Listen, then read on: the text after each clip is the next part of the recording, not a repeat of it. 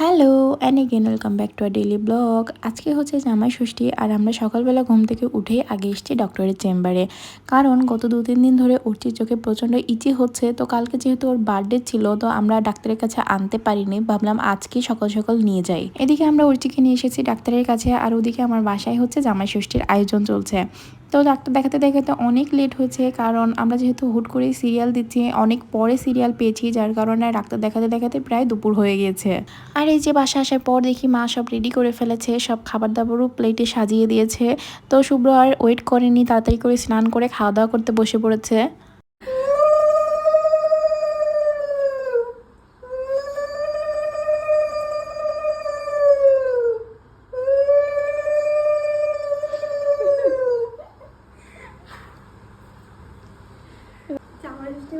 কয় নম্বর? 4 নম্বর।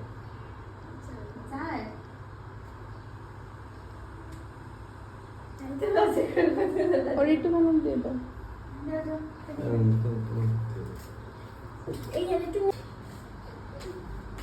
সবাই দেবো, সবাই দিতে হয়, তোমার কিছু দেরি করো, ওটা আমার দিতে যাও।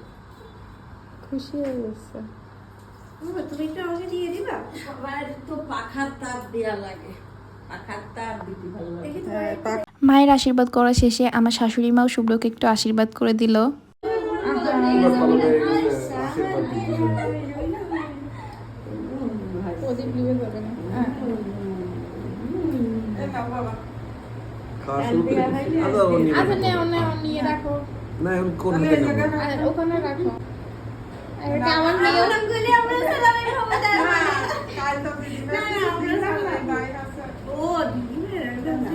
দাও, আমার দিয়ে দাও।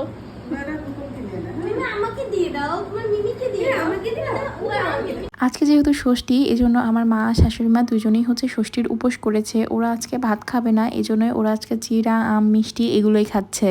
এরপর বিকেলবেলা আমরা একটু বাইরে বের হয়েছিলাম, মেনলি গিয়েছিলাম হচ্ছে পিৎজা হাটে পিৎজা খাওয়ার জন্য।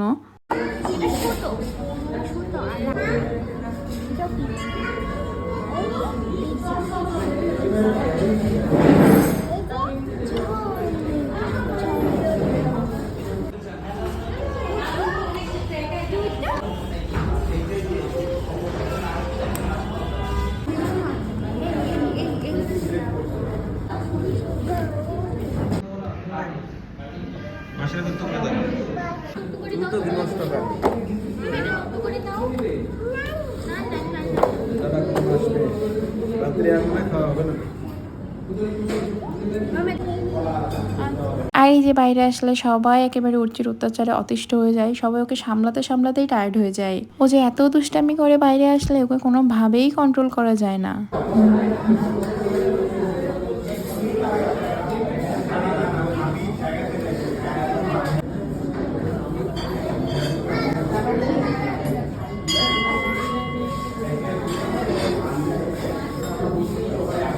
আমি হচ্ছে ওরচিকে পিৎজার যে বানটা আছে সেটাই একটুখানি ছিঁড়ে দিয়েছিলাম পাশ থেকে। ও হা করে তাকিয়ে দেখছে যে এটাতে তো কিছুই নেই, শুধু পাউরুটি আমাকে দিয়ে দিয়েছে।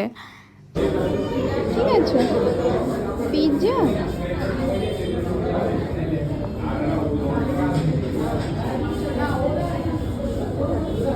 টেস্টি।